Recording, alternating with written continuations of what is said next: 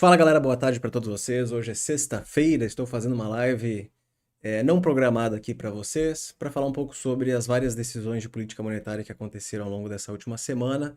Nós tivemos a decisão do Fed, tivemos a decisão do Banco Central Europeu, do Banco Central Japonês e algumas mudanças na política monetária do Banco Central Chinês, embora eles só irão se encontrar para discutir o futuro da política monetária na próxima semana.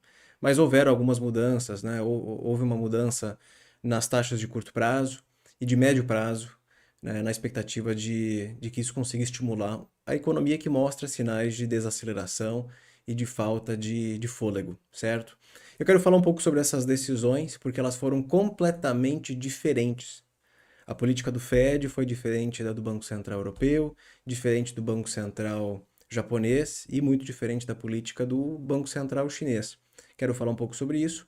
Quero alertar vocês a uma mudança que eu senti, que eu percebi no discurso do Powell e da Lagarde, que agora eles possuem um terceiro motivo para explicar o porquê a inflação nos Estados Unidos e na zona do euro as inflações continuam elevadas. Antigamente era um problema, aí mudou para um outro problema, agora nós temos uma terceira explicação e eu quero explicar o que é isso. E falar um pouco sobre mercados, né? Mercado global segue bastante otimista. Nós vemos um rally de alta nos Estados Unidos, na Ásia, na Europa, no mercado brasileiro também. Embora mercado emergente tenha, ultimamente está com um fôlego bacana, mercado emergente segue a tendência global. Quero falar um pouco sobre mercados e sobre esses assuntos, certo?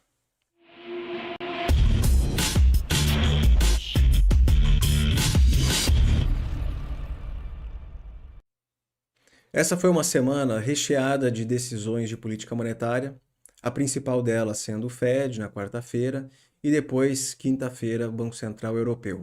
O que aconteceu nessas decisões, tá? Vamos resumir aqui. O Fed, ele implementou o que os economistas estão chamando de hawkish pause, uma pausa hawkish. Eles mantiveram o juro estável em 5,25, mas disseram para o mercado, olha, nós ainda pretendemos elevar o juro. A grande mudança nas diretrizes do BC foram as mudanças percebidas dentro do SEP, o Summary of Economic Projections, que agora percebe uma atividade mais resiliente. O PIB americano deve crescer algo em torno de 1% nesse ano, acima do que esperavam ali em março, que era 0,4%. Um desemprego mais baixo do que o esperado, uma inflação mais persistente e, com isso, é preciso manter o juro alto por mais tempo e talvez até realizar mais ajustes nas próximas reuniões. Só que o mercado ele olhou para essa decisão do Fed e disse: olha, só um pouquinho, vocês estão me dizendo que subirão o juro pelo menos mais 2 vezes nesse ano, já que agora a mediana das estimativas saiu de 5,1% para 5,6% e o juro está em 5,25%, é preciso subir mais uma vez de 25% e depois mais uma de 25%, levando a taxa, a mediana da taxa para 5,6%. Se vocês querem subir mais o juro, por que não subiram hoje? Ou no caso, na quarta-feira? Inclusive, essa foi a pergunta de uns 2 ou 3 jornalistas durante a coletiva. Né? Eu fiz a tradução para vocês, a gente percebeu isso.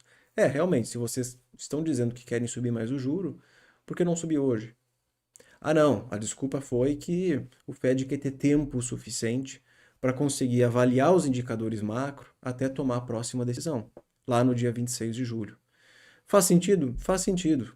Eles subiram o juro de 0 para 5,25, a economia ainda não sentiu o efeito total dessa política monetária. A curva de juros americana, como eu já vou mostrar, está num dos piores níveis desde março, quando os bancos quebraram, uma inversão de quase 100 basis points, e essa é uma representação de que a economia que o Fed está fazendo muita força para segurar a atividade econômica, segurar a inflação. Eventualmente, a economia sentirá os efeitos dessa política monetária contracionista. Aí, o mercado olhou para essas informações e disse truco. Vocês querem subir mais, vocês querem tempo para avaliar os indicadores, e se por acaso, nos próximos meses, a inflação de fato desacelerar com força. O CPI agora bateu 4%, imagine se ele cai para 13,5%. O Core, que está em 5,13%, imagina se ele ficar abaixo de 5%. E o Fed aceita o fato de que a inflação está desacelerando muito rápido. Vocês não vão subir mais o juro, né? Então o mercado olhou para essas informações e disse: truco. Nós acreditamos que o Fed até sobe mais uma vez, talvez, caso necessário, mas por enquanto a visão é construtiva. O mercado olhou para isso tudo como um copo mais cheio do que menos cheio, tá? O Banco Central Europeu já foi considerado mais hawkish, não teve pausa, subiram o juro para 13,5%.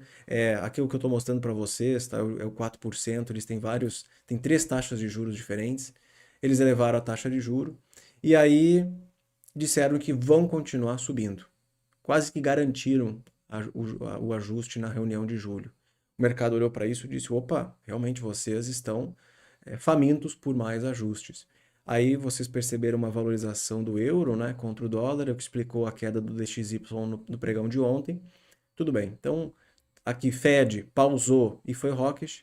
O Banco Central Europeu não pausou e foi considerado bem hawkish. E aí vemos o Banco Central da China cortando o juro de médio prazo de 2,75% para 2,65% e o juro do reverse repo para 1,90%. São medidas que foram tomadas com o objetivo de estimular uma economia que parece que não está muito legal. O Banco Central chinês, ele fez isso por um outro motivo, tá? Os indicadores de inflação da China não estão muito bons. A inflação está muito baixa. Alguém vai dizer assim: pô, mas isso é perfeito. Inflação baixa é perfeito. Não quando ela é muito baixa e com risco de se transformar, se tornar deflacionária. Existe uma percepção equivocada de quem está aprendendo sobre economia de que a inflação é ruim. Ok, concordo, inflação muito alta é péssimo. O melhor de tudo é uma inflação controlada, dentro da meta do Banco Central. Mas a deflação não é boa porque a inflação é ruim. Não é o oposto. A deflação, ela acaba contraindo salários. A deflação, ela faz com que empresas alavancadas quebrem.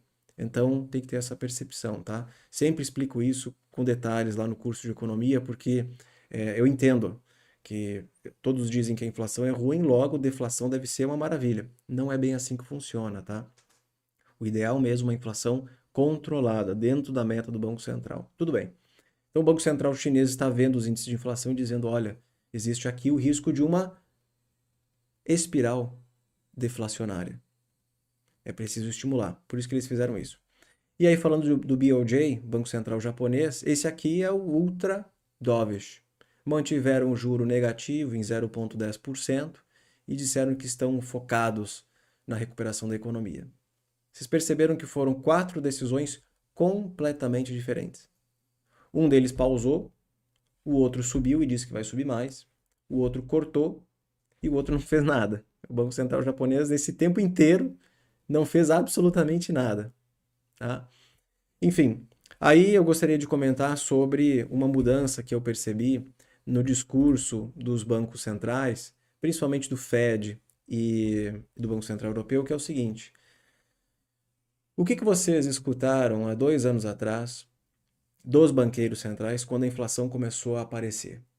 A inflação começou a subir, a se distanciar das metas, no mundo inteiro, em alguns países com mais rapidez do que nos outros, mas de qualquer maneira, em termos gerais, a inflação subiu no mundo. Qual era a explicação do Banco Central americano? Qual era a explicação do Banco Central europeu? Pois é, nós estamos vendo aqui que existem alguns fenômenos acontecendo que estão estimulando a inflação no mundo. Fenômenos esses que serão temporários. A inflação é transitória. Eles diziam que as disrupções nas cadeias de suprimentos estavam levando a uma inflação global. Isso é, um desequilíbrio entre a oferta e a demanda na economia. As pessoas consumindo produtos em casa, as economias fechadas, naquele processo de reabertura, as companhias também fechadas, faltando trabalhadores, aquele problemão todo. Aqui no Brasil, 2021, pessoal que esquece muito dessas coisas, nós tivemos o problema das secas, né? A crise hídrica. Aí, com o tempo, de fato, essa inflação foi transitória, só que demorou uns 2 anos para ser transitória. 2 anos é transitório ou não? Não é muito transitório, tá? Hoje a inflação de bens nos Estados Unidos de 12 meses é zero. É 0%. Inflação de bens em 12 meses é 0%. Só que aí você tem do outro lado uma inflação de serviços muito elevada, fazendo com que a inflação americana fique muito elevada. Aí 2021, ou melhor, 2022, mudou, o discurso mudou. Ainda existiam pressões que fizeram a inflação subir por conta desse desequilíbrio entre oferta e demanda e as cadeias de suprimento, mas aí começou o problema da da guerra entre Rússia e Ucrânia. Uma tensão geopolítica e um conflito geopolítico fez com que commodities disparassem. Commodities energéticas e commodities agrícolas. Vocês viram o preço dos alimentos disparar no mundo inteiro. Sem contar, né, energia elétrica, o gás natural, no caso dos Estados Unidos e Europa, e a gasolina, né, combustíveis no geral. Os bancos centrais avisaram várias vezes nos relatórios, nas atas, que a inflação ela continua muito alta por conta da Rússia. É o conflito causado pela Rússia. Pois então, estamos em 2023, o petróleo já cai 40 e poucos por cento nos últimos 12 meses, o gás natural na Europa e nos Estados Unidos caiu no ano passado, depois do auge do conflito, e hoje é um dos menores níveis desde ali pandemia, ou até antes da pandemia. Bom, a inflação continua elevada. O que o Powell falou na quarta, o que a Lagarde falou na quinta, a inflação continua alta por conta do mercado de trabalho.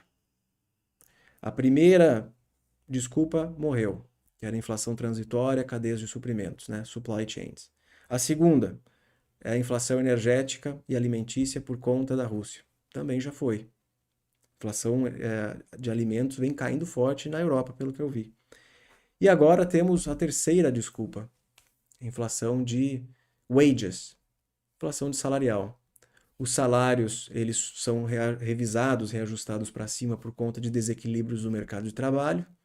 Pessoas saíram da força de trabalho porque se aposentaram e algumas pessoas morreram.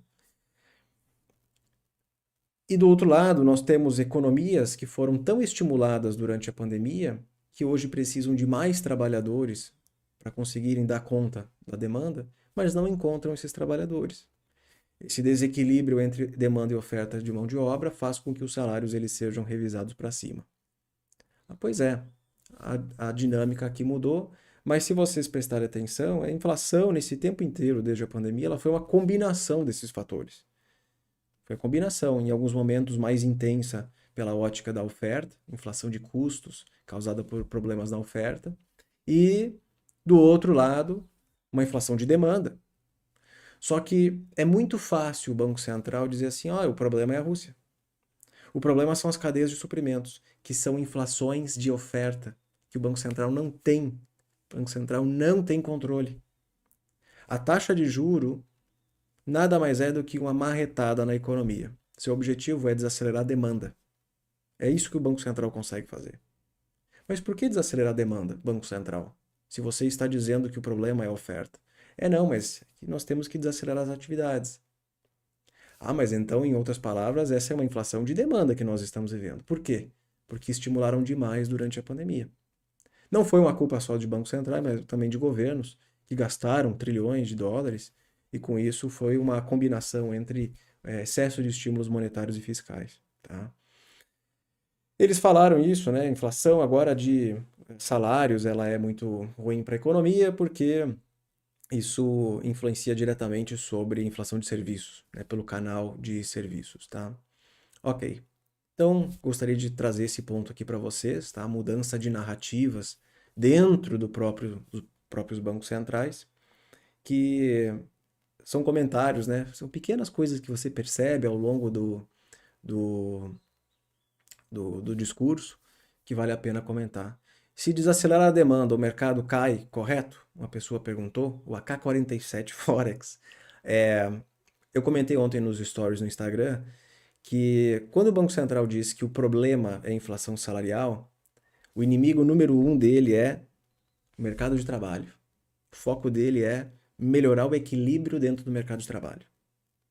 Então é preciso subir a taxa de juros. E quando ele sobe a taxa de juro, ela serve como uma marretada na economia, desacelerando a demanda. Desacelera a demanda, reduz a quantidade de funcionários que as empresas estão tentando contratar, né? Tem que desacelerar isso, e leva ao aumento do desemprego. Uma coisa é você aumentar o desemprego de 13,5% para 3,7%, 3,8%. Como é que você faz esse ajuste? O Banco Central não consegue fazer esse ajuste. Ele sobe o juro e o desemprego aumenta. Para quanto? A gente não sabe. E aí, se você perguntar para o Banco Central, tá, mas quanto vocês precisam subir de juro para levar o desemprego para 4, 4,5%? Eles não vão saber responder. Não é um problema deles. A política monetária é difícil de ser avaliada. Tanto é que a pausa do Powell, a pausa do Fed, serve para avaliar os indicadores. Eles estão tentando entender se 5,25 é muito ou é pouco, se tem que fazer mais ou menos. É difícil ter essa sensibilidade. Até porque a política monetária tem os lags e as defasagens. Demora tempo até a economia sentir os efeitos, the full effects, como diz o Powell, da política monetária. Eu adoro política monetária porque é um assunto bem difícil de ser estudado, né? Ele é cheio de detalhes e afins, cheio de falhas, de erros, mas faz parte, tá? Falando sobre mercados, tá? Vocês estão vendo, eu vi que os comentários aqui é de que o mercado americano está caindo, né? Mas assim, eu não vi nenhuma notícia referente a isso. Saiu uma notícia positiva, tá? Que foi as expectativas de inflação de um ano caíram de 4,2% para 3,3%. É uma queda bem forte, tá? Até o mercado esperava uma alta para 4,4%. O mercado olhou para isso e simplesmente não fez nada, tá? Aqui agora bolsas estão caindo, principalmente futuros, juros subindo, dólar subindo de novo, mas abaixo dos 102 pontos. Eu não tenho nada de interessante para comentar sobre isso, certo? Mas eu gostaria de comentar sobre o que tem acontecido com o mercado global desde outubro, que hoje é considerado o fundo do mercado. Se os mercados vão voltar para esse fundo de outubro, eu não sei. Mas desde outubro, algo muito interessante aconteceu com os mercados. Se vocês analisarem aqui, algumas ETFs. ETFs que servem para nós, pelo menos para mim, para avaliar mercados, tá? Eu não invisto em nenhuma delas, mas eu gosto de avaliar isso. Se nós pegarmos aqui, ó, outubro do ano passado, certo? Outubro do ano passado, mais ou menos ali no dia 10, que foi o grande fundo dos mercados, S&P estava lá em 3.500 pontos. A ETF VT é uma ETF que replica a oscilação das bolsas globais. Ela subiu aí os seus 25 ou 26%, tá? Como dizem por aí que um bull market é considerado, o mercado está em bull market quando ele sobe 20% do fundo, podemos dizer então, o mercado está em bull market. Ok. Alguém poderia dizer assim, olha, mas qual é a composição dessa ETF chamada VT? Porque dependendo do caso, como o mercado americano está puxando muito forte, principalmente as empresas de tecnologia, talvez isso esteja distorcendo a oscilação, a performance da VT. Aí eu fui atrás de uma outra ETF chamada ACWX. Ela mede o mercado global ex-USA, exceto os Estados Unidos. Então é uma ETF que replica mundo menos Estados Unidos. E ela está subindo 27, quase 28%, ou seja, está subindo mais que o mercado americano, ou melhor, mais que o mercado global. Logo, não existe essa distorção que eu acabei de avisar vocês, né, de descrever aqui. Existe, né, um otimismo grande nos mercados no europeu, mesmo com a economia mais fraca que nos Estados Unidos. A gente viu que a Alemanha está em recessão técnica após 2 trimestres de contração do PIB, embora uma contração muito pequena, 0,1%, quase nada, né? E também uma alta nos ativos asiáticos, principalmente Japão, muito interessante o que acontece no mercado japonês. E o mercado chinês é aquilo, né? Ele sobe toda vez que o Banco Central deles promete que vai cortar juros ou corta, quando o governo diz que vai implementar um pacote de estímulo. Está mais ou menos naquela coisa assim de avaliar o que está acontecendo. E aí eu coloquei aqui para vocês também o EEM, que é o Emerging Markets, uma ETF dos mercados emergentes, subindo 19%, e o EWZ, que seria Brasil, né? Eu chamo de Ibovespa dolarizado, alguém até me corrigiu lá no Twitter, você é muito novato, você não entende que isso aqui não é Ibovespa dolarizado, é Brasil. Eu entendo que é Brasil, o nome da ETF é Brasil, mas é mais fácil de explicar, né? Eu digo que é o Ibovespa dolarizado, assim todo mundo entende o que eu quero dizer. Subindo ali os seus 10% desde outubro do ano passado. Lembrando que o Ibovespa pesou demais em novembro, depois da eleição, né, o dólar subiu um pouco, Ibovespa despencou por conta da PEC de transição, mas tudo bem, de lá para cá as coisas melhoraram bastante. Março também foi um mês meio complicado, e de lá para cá o mercado brasileiro, na verdade, ele seguiu o vácuo dos mercados globais, porque tudo subiu ao longo desse ano, né? E o Ibovespa estava muito largado. E aí, do nada, em questão de 2 meses, a partir de abril e maio, foram divulgados muitos indicadores positivos de Brasil, especialmente a queda da inflação. Inflação brasileira mostrando vários sinais de arrefecimento. Eu acredito que se o mesmo acontecer nos Estados Unidos, a inflação cair rápido, isso aumenta a probabilidade de um soft landing. Porque não é fácil de dizer se eu acho que é soft landing ou hard landing. Esse chute que muitas pessoas dão, né? Um chute, uma expectativa, um estudo, ele depende de muitas variáveis. E eu acho que ainda não foram divulgados dados suficientes para dizer, olha, é soft landing. Não, peraí, é hard landing. Se a inflação americana cair rápido, fazendo com que o Fed não precise manter o juro alto por muito tempo, a probabilidade de um soft landing aumenta consideravelmente. O contrário também é verídico. Uma inflação pegajosa, persistente, é complicado, né? O Banco Central tem que manter o juro alto. E nos Estados Unidos a gente sabe que o juro ele é um componente fundamental para a atividade americana, correto? Então aqui a análise seria essa, tá? Existe um otimismo generalizado, não é só mercado americano, é mundo inteiro. E o mercado brasileiro apenas seguiu essa tendência lá fora, mas também lendo muitas informações otimistas, benignas de Brasil, que é a inflação caindo, o mercado de trabalho continua legal no Brasil, crescimento ok, tivemos uma surpresa muito boa do PIB, principalmente no quesito agronegócio, mas o resto, lembrem-se que a economia não está tão bem assim. Essa semana saiu vendas do varejo, contração, crescimento do setor de serviços também em contração, não foram dados nem um pouco positivos para o Brasil, tá? Mas a atividade ela está mais estável do que nós imaginávamos. Perfeito. Além disso, teve muito fundo de investimento que estava vendido em Brasil, que teve que zerar a posição e comprar. É complicado você olhar a rentabilidade de alguns fundos de maio. Maio foi um mês espetacular. Junho, estamos só na metade de junho e também tivemos um mês espetacular de Ibovespa. Tem muito fundo de ações que não conseguiu bater o mercado. Aí eu me pergunto qual era a estratégia. Estava pessimista quando o mercado caía e agora que está subindo está otimista. Complicado, né? Falando aqui sobre a taxa de juros dos Estados Unidos e Europa, tá? Uma das maiores desde lá 2006, 2007. Estamos falando de mais de uma década de economias acostumadas com um juro zerado ou próximo de zero, no caso da Europa, negativo, né? E aí queria comentar também sobre uma mudança que eu vi aqui no mercado internacional, que é a questão, né, que agora nós temos que aguardar os próximos indicadores americanos e também europeus para falar um pouco mais sobre perspectivas econômicas, né? A inversão da curva de juros dos Estados Unidos é algo que, para mim, eu fico preocupado, certo? Porque existe otimismo no mercado, as bolsas estão subindo, ok, legal, mas a curva de juros ela está no patamar mais invertido desde março. Foi quando os bancos eles quebraram. Tem inclusive aqui um livro meu que eu leio, eu li um tempo atrás. Eu tenho que ler de novo, porque é muito bom. Sabe quando tem um livro muito bom que você tem que ler 2, 3 vezes? É prazeroso ler o livro, que é sobre macroeconomia aplicada para estratégias de investimento, que ele diz o seguinte, olha, a inversão da curva, ela gera um estresse bem relevante nos bancos. A inversão da curva leva a um estresse relevante nos bancos. E aqueles que já quebraram nos Estados Unidos eram instituições fracas, né? Eram os elos mais fracos dessa corrente.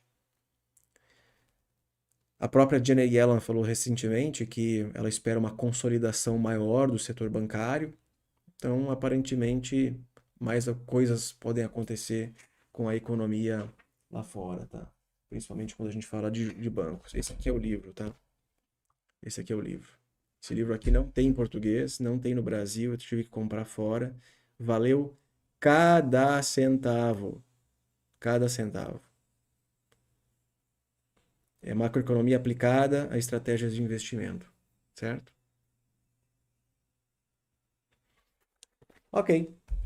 Então é mais ou menos isso, tá, galera? Queria trazer aqui para vocês esses detalhes, um resumo do que aconteceu com os bancos centrais, quatro políticas completamente diferentes, certo? Bancos centrais agora falando sobre o mercado de trabalho, a inflação salarial. Lembrando que para desacelerar o mercado de trabalho é preciso subir juro.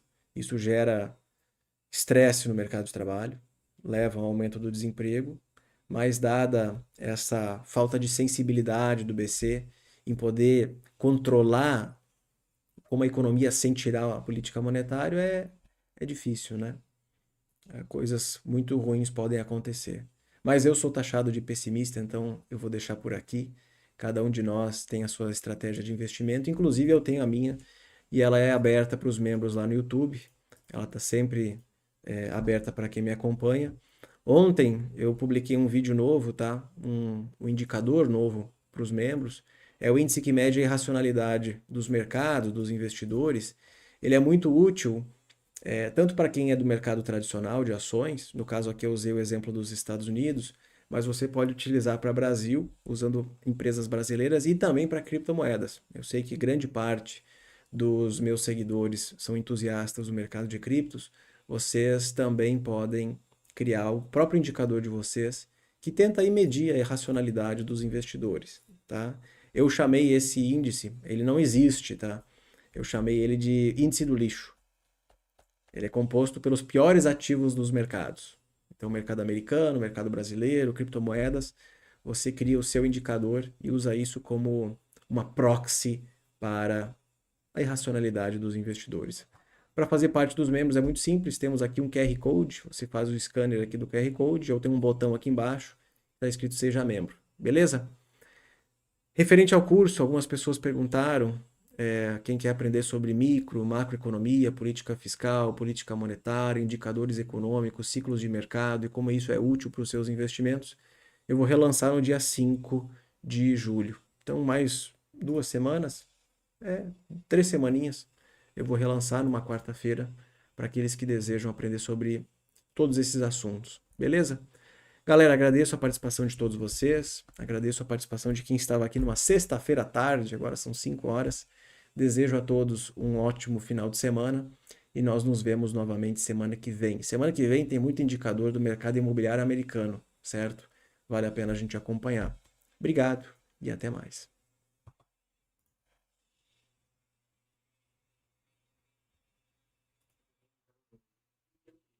Composto pelas piores empresas do mercado americano. Por piores empresas, eu estou me referindo àquelas que durante a pandemia explodiram, subiram muito, mas que no fim o que acontecia no mercado naquele momento era uma irracionalidade de mercado. Porque essas empresas, que eu já vou apresentar para você, são péssimas, horrorosas. Perderam seu espaço no mercado, receitas caíram, lucros caíram, mas que de forma estranha, durante a pandemia, eram os que mais subiam no mercado. Inclusive foram alvo de ataques especulativos. E eu criei um índice chamado índice do lixo, que é composto por esses ativos e que me dá a sensação de quando os investidores estão começando a oscilar de um nível de ganância para medo e de medo para ganância. Eu consigo ter uma sensação da psicologia desse mercado. Vocês podem criar outros índices. Isso é o